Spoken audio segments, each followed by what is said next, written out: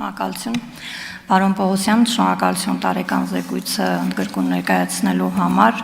շարունակելով խոսքս, նշեմ, որ քաղաքացիների շրջանում մեծ է թմրամոլություն կոչվող առավոտավոր երևույթի նկատմամբ անհանգստությունները,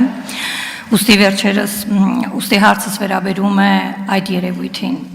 Գլխավոր դատախազի տարեկան զեկույցի քննարկման ժամանակ մեր գործընկեր Գեղամ Նազարյանը, եթե չեմ սխալվում, հնչեցրեց մի տեսակետ, որ միջին եւ ավագ դպրոցի աշակերտների շրջանում որպես կանխարգելիչ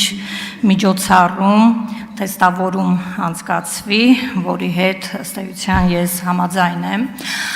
Այս կոնտեքստում ինձ հետաքրքրում է նաեւ հետեւյալ հարցը.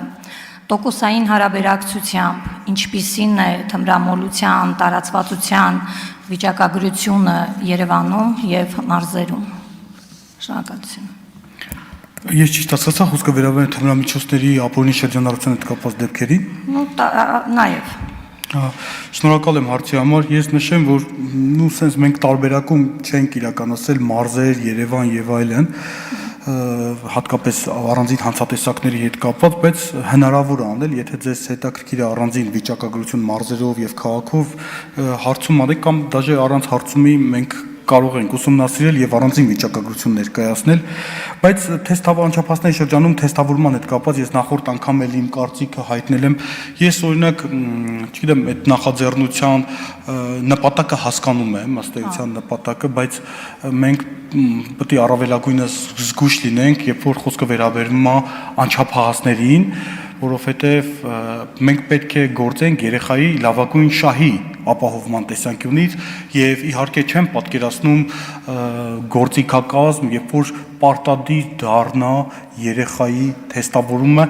իմ կարծիքով դա ավելի շատ հոգեբանները կարող են նաև այս առումով ավելի ճշգրիտ կարծիք հայտնել, իմ կարծիքով որոշակի այս թեստավորման process-ը կարող է